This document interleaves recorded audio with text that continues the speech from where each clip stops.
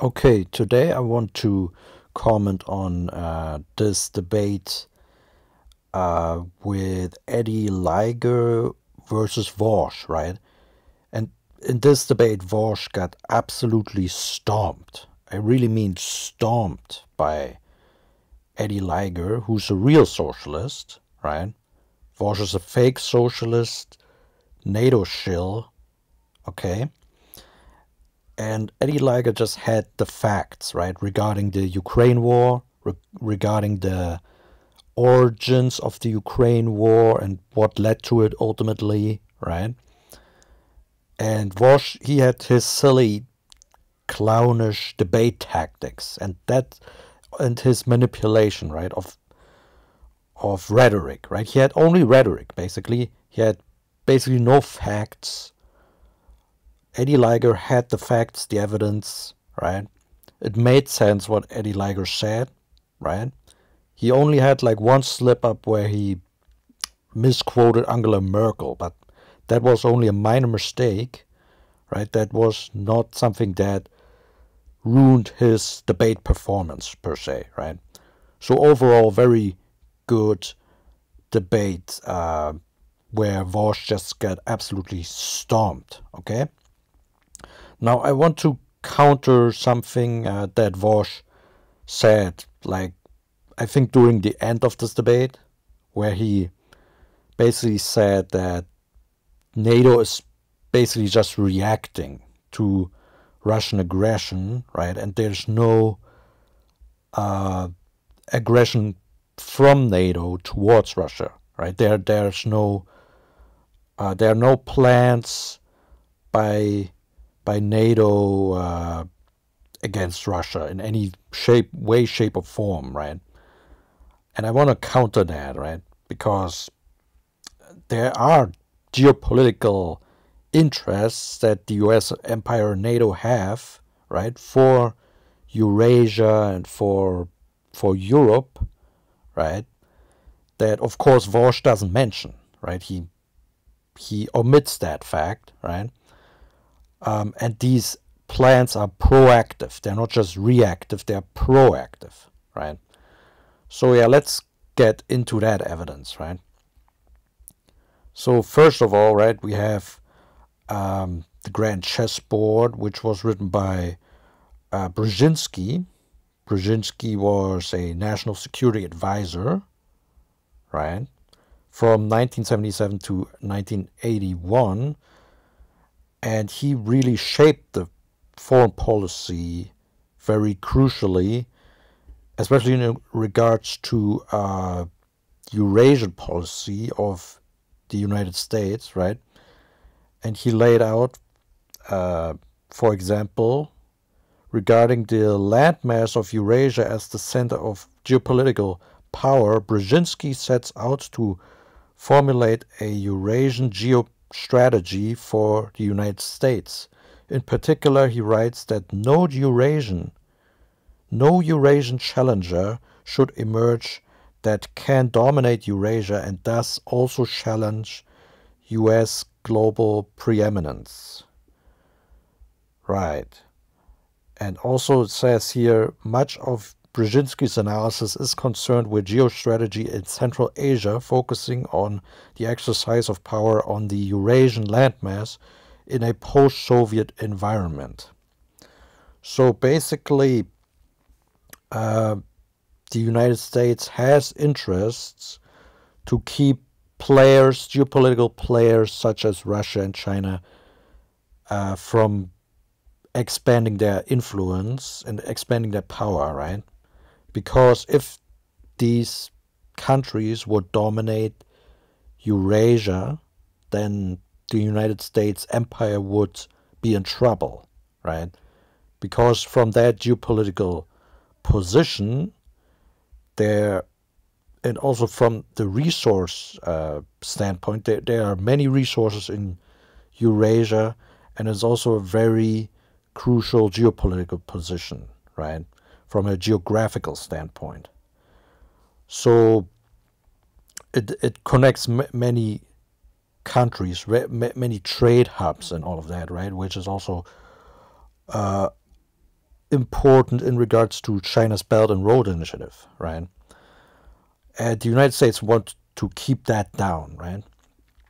So that is laid out in the policy framework that Brzezinski established for the United States, basically as a strategy. And in Foreign Affairs, he wrote an article actually in 1997 in regards to a geostrategy for Eurasia, right? And in regards to Russia. And it says right here, quote, Russia's first priority should be to modernize itself rather than to engage in a futile effort to regain its status as a global power, right? So there you can see they want to keep Russia from being a global power. Given the country's size and diversity, a decentralized political system and free market economics would be most likely to unleash the creative potential of the Russian people and Russia's vast natural resources. So they wanted to have Russia implement a free market policy, economic policy, and we know from history that this was catastrophic for Russia, actually, right? This shock therapy policy was devastating for Russia. Selling state enterprises off into private hands, right, resulted in catastrophic health outcomes and lifespan of the average Russian, and premature death and economic misery, right? It was actually a traumatic experience when that happened for the Russian people, right? So you can see that what Brzezinski was planning or writing in that time period was already hostile, actually, towards Russia, right? It was against the Russian interests, right? And it also says here, a loosely confederated Russia composed of a European Russia, a Siberian Republic, and a Far Eastern Republic would also find it easier to cultivate closer economic relations with its neighbors. Each of the confederated entities would be able to tap its local creative potential, stifled for centuries by Moscow's heavy bureaucratic hand. In turn, a decentralized Russia would be less susceptible to imperial mobilization, end quote. So there were designs already laid out by Brzezinski in his strategy to basically balkanize Russia, right? To keep it from being a global power and to have these like confederated states, right? To not have like a strong centralized government, right?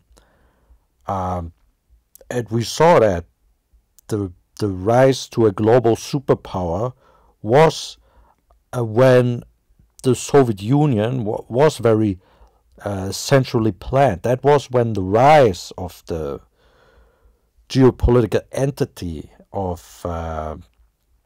Soviet Russia was emerging, right? And people like Brzezinski, they want to keep that from happening, right? Because that would rival the United States in its power, right? Now, a little bit more closer to the present day, here's this article on the website of the Helsinki Commission, right, titled Decolonizing Russia, right, and it's from the government of the United States, right? It's a government website, and they say they say right here there needs to be a need to decolonize Russia for it to become a viable stakeholder in European security and stability. Right. Decolonize Russia, right? It's very interesting framing, also considering the fact that the United States is one of the worst offenders when it comes to colonialism, right? But as we know from the United States wars, right, they cloak many of these wars of aggression that the United States has committed in these terms like Iraqi freedom, for example, Operation Iraqi Freedom, right? And here they cloak it in those terms, decolonization of Russia, right? And when it comes to aggression against Russia, there has been, of course, as we know, leaks, right, in private by Zelensky. He plotted both attacks inside Russia, leaks show, right? This is from the Washington Post. And has that actually happened? Yes, it actually has happened, right? Russia says Ukraine hit Western regions in overnight attacks. Several regions in Western Russia were hit by shelling and drones on Friday in overnight attacks from Ukraine.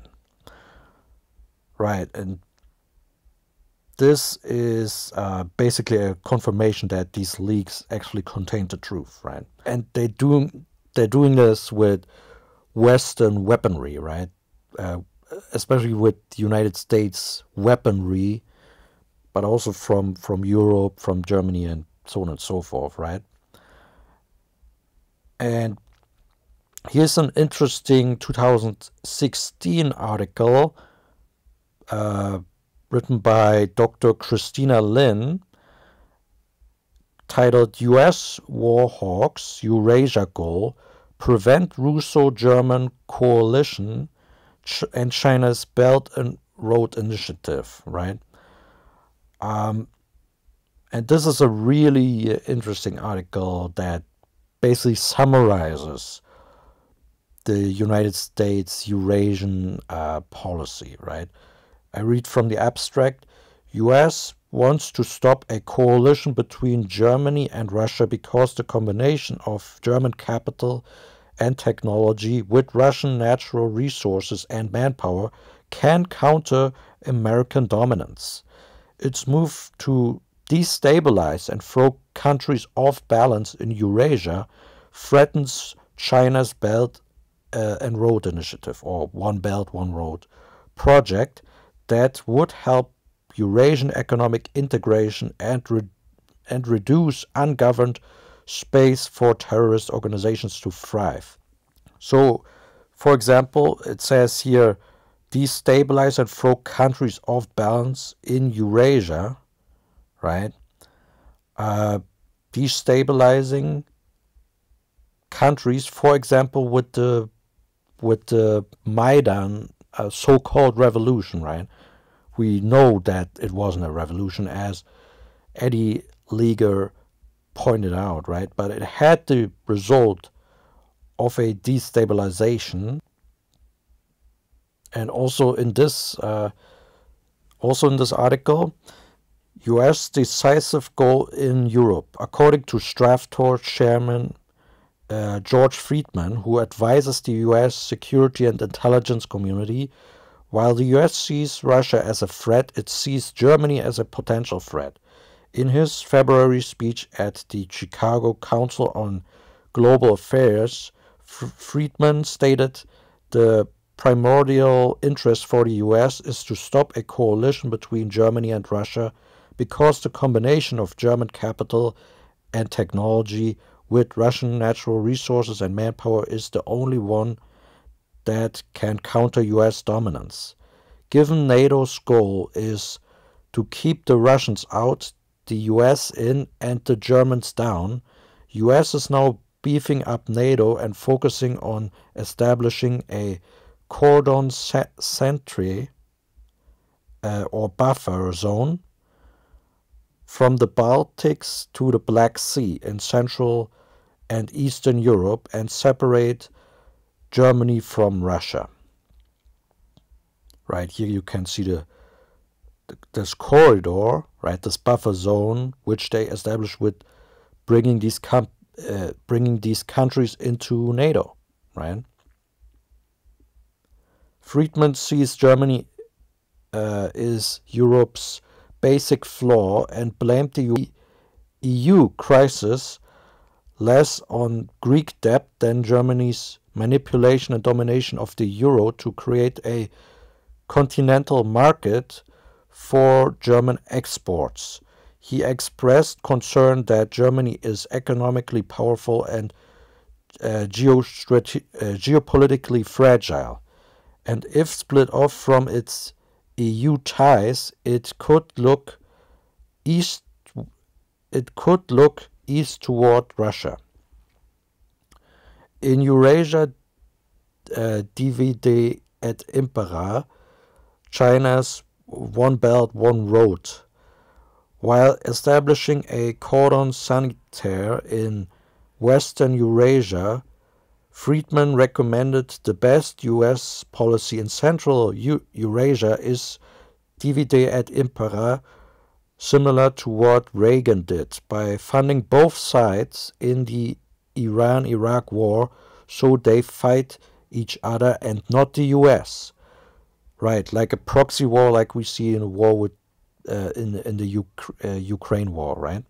Moreover, destabilizing and throwing countries off balance in Eurasia threatens China's One Belt, One Road project that would help Eurasian economic integration and reduce ungoverned space for terrorist organizations to thrive. Right. So, yeah, from this article we can clearly see that the US strategy is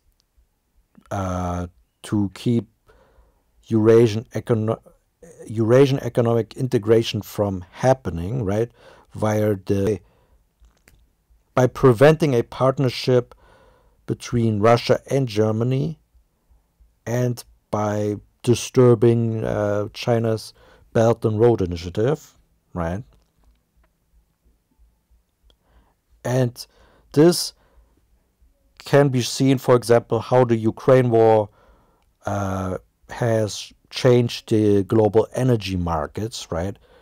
And energy was the sector in which Germany and Russia had actually very good relations with, right? But these relations are now almost zero, and Germany is now more dependent on the United States fracking gas, right? And here's also an article on the Carnegie Institute. Russia's war on Ukraine is changing Germany. It says right here, Scholz and especially his Green Coalition partners are translating some of this resilience into reality with a speed out of character given the battery of required planning procedures. German Minister for Economic Affairs and Climate Action Robert Habeck cut through mountains of red tape, procrastination and lobbies. Over the past several months, liquefied natural gas terminals were built and put on stream. Today, German dependence on Russian gas has dwindled to almost zero. This is important for the EU. It means Germany is now committed not only to diversify its energy sources, but also speeding up the renewable energy sector. And in terms of the energy relationship with Russia, returning to the status quo ante is not possible. Right, so there you have it. Returning to the status quo or returning to normalization with Russia in terms of partnership, in terms of trade, in that sector at least, is not possible, right? So this is exactly the outcome that the United States strategy wanted, right? And again, when it comes to the Belt and Road Initiative, here's also a good article that summarizes this. Russia-Ukraine crisis, China's Belt and Road Initiative at the crossroads.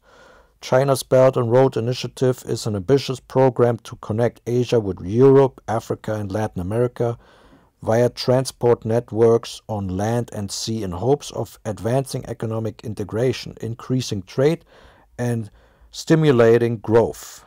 Ukraine occupies a strategic location in the Belt and Road Initiative, near the intersection of Europe and Asia, rendering it a potential gateway to Europe. Russia's invasion of Ukraine is having a disruptive effect and poses numerous challenges for the initiative, as it has affected some of the pillars and overall goals of the Belt and Road Initiative. As it stands, however, infrastructure connectivity is being set back by free developments, fewer funding options, less international cooperation, and geopolitical shocks. Second, unimpeded trade via the Belt and Road Initiative is being affected as the war causes disruptions to global value change, weakens free trade, and sharpens food and energy insecurity. So, to summarize, right, the United States empire benefits from this Ukraine war greatly, much more than Russia does, right? There were plans already in the 1990s, right, on Eurasia, right, by National Security Advisor Brzezinski to keep geopolitical players from being superpowers or from becoming superpowers, so that they don't challenge U.S. hegemony, right? And then you have this Ukraine war, which basically provides the conditions that exactly lead to this kind of outcome, right?